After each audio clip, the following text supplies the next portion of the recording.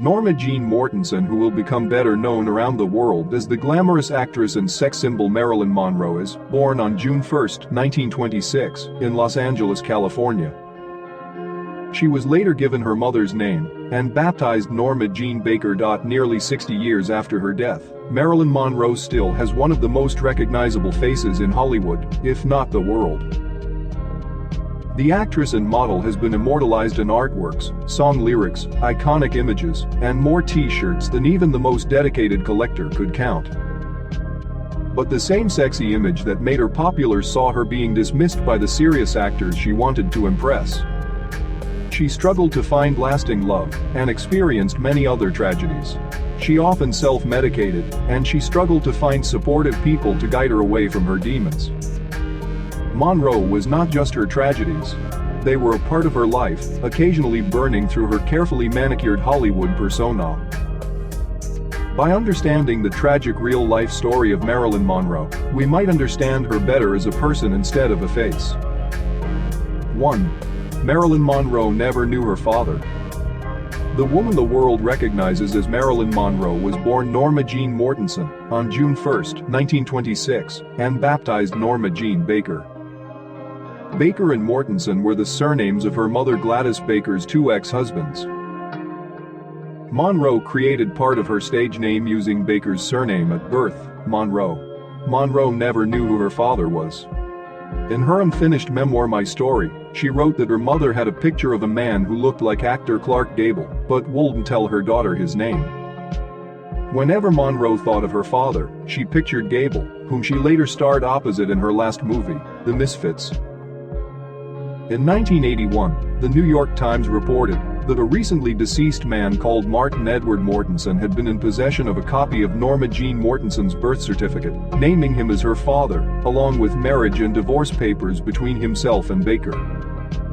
This was especially interesting given that in 1962, the newspaper had reported that Head died in 1929. However, Baker often claimed, and Monroe apparently believed, that her daughter's biological father was her former colleague at Consolidated Film Industries, Charles Stanley Gifford. When she grew up, Monroe tried to contact Gifford several times, but he refused to speak to her. 2. Marilyn Monroe's mother survived severe mental illness. According to The Hollywood Reporter, Monroe's mother Gladys Baker worked as a film cutter when she had her daughter. By the time Monroe was born, Baker already had two children, who had been taken away by her ex-husband Jack Baker. Within 2 weeks of Monroe's birth, Baker put her in the care of foster parents, Ida and Wayne Bollender. Baker often visited her daughter, but like her own mother, she experienced extreme mental health problems. When Monroe was 7, Ida decided Baker was fit enough to look after her. For a while, Baker was able to maintain a home for them. But in the fall of 1933, she took a turn when she learned that her 13-year-old son had died. The following year, she was taken to the state mental hospital in Norwalk and diagnosed with paranoid schizophrenia.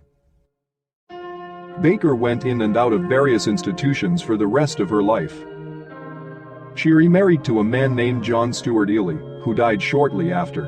After a period of estrangement, Monroe and Baker re-established a strained relationship. The Times reported that in her will, Monroe assigned $5,000 a year for her mother's care. Baker outlived her daughter by nearly 22 years, dying of heart failure on March 11, 1984. 3. Marilyn Monroe grew up in a series of foster homes.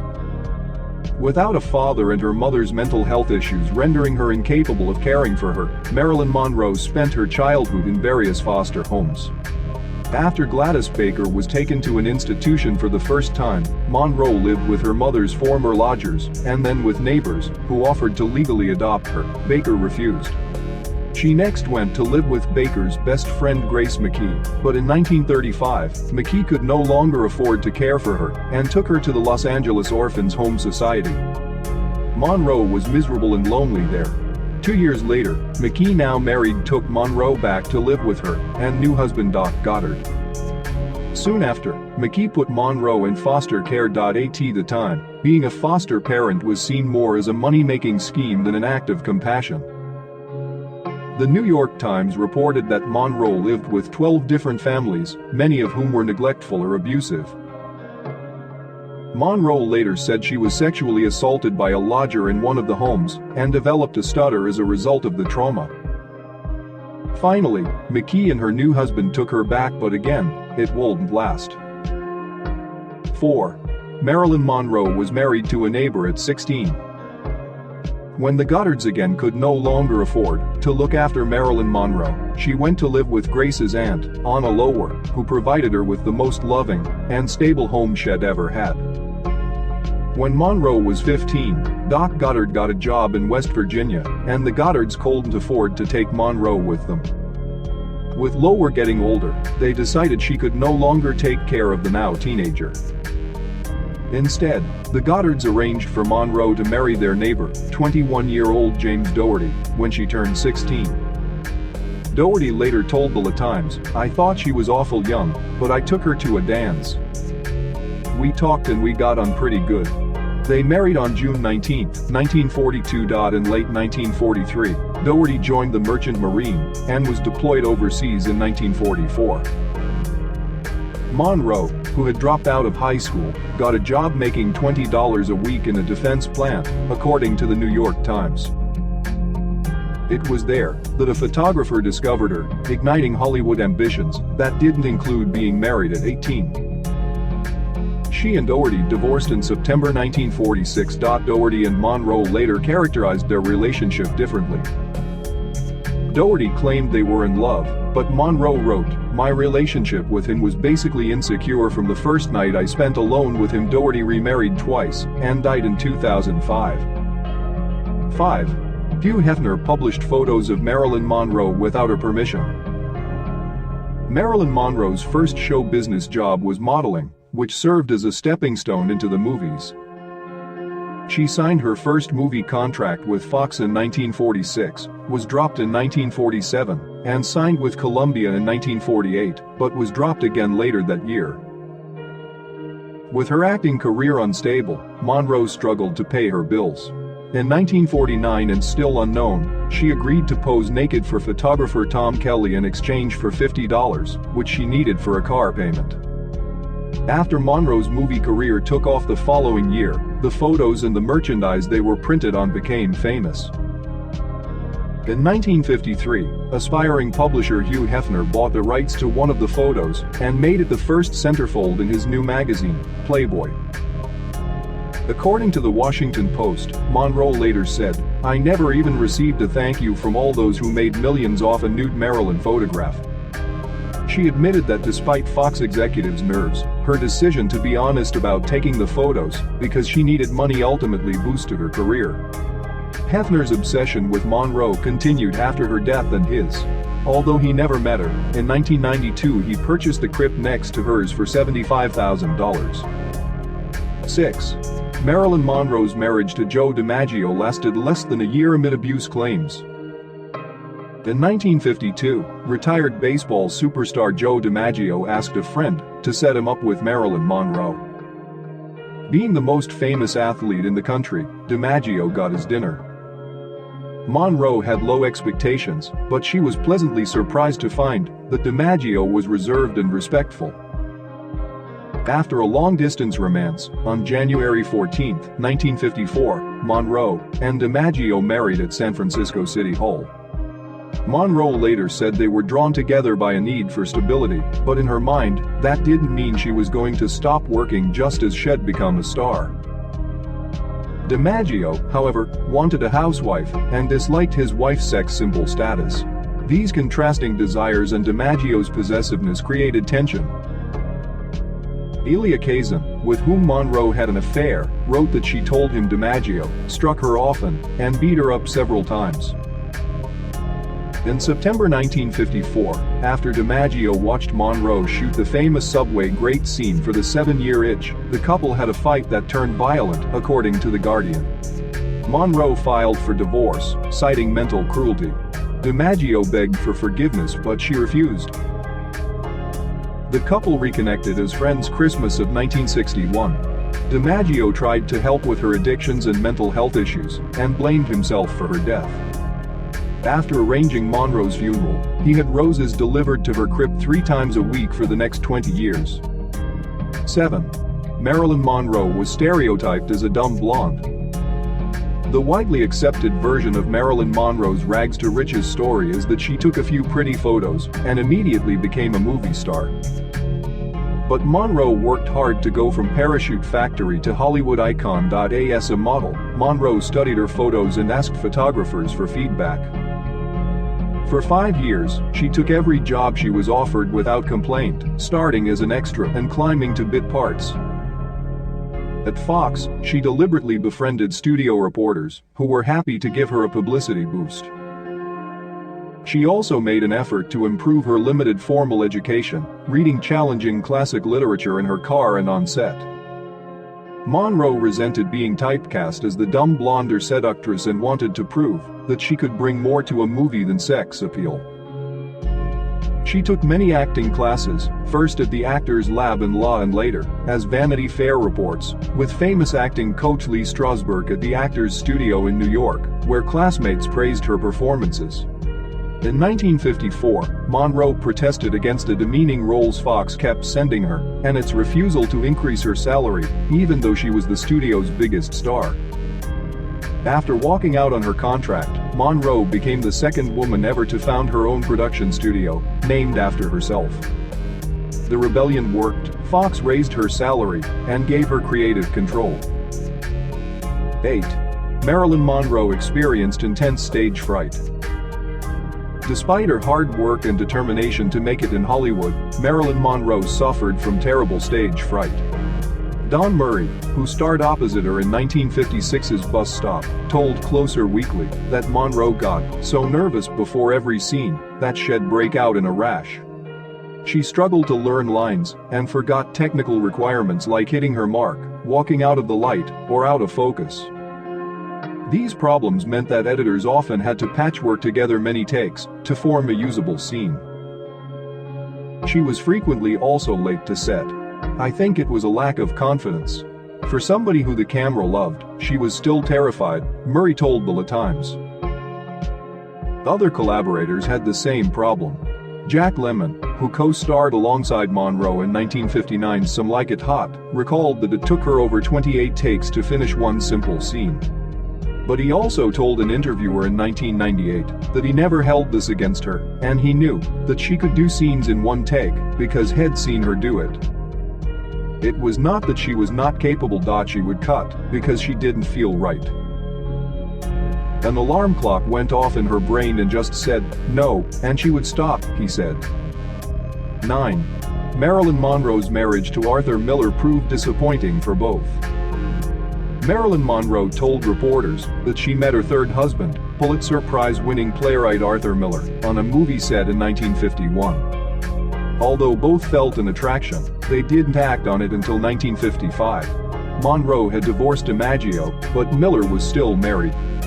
In 1956, during his divorce, Miller was subpoenaed as part of the crazy true story of the Hollywood blacklist. Monroe was advised to leave him for the sake of her career, but she refused. On June 29, 1956, 8 days after his testimony, they married. There were happy times, but Monroe ultimately needed more emotional support than Miller could give, and the glamour faded for him. At one point, Monroe found a diary entry Miller had written saying he was disappointed and embarrassed by her.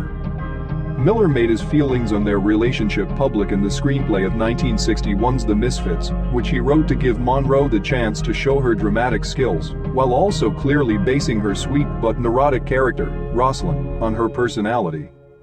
The shoot was a disaster, and they divorced shortly after. Miller didn't attend Monroe's funeral.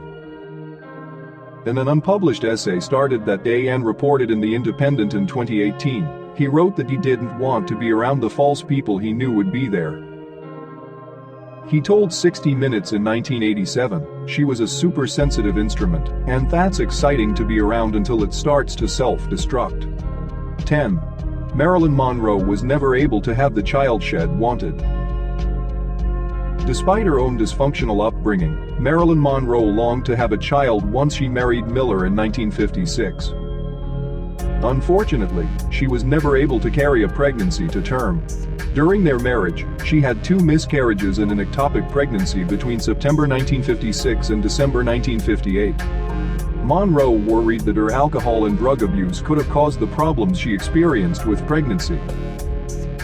However, according to CNBC, she also had endometriosis, an extremely painful condition in which the lining of the uterus spreads into other parts of the reproductive system.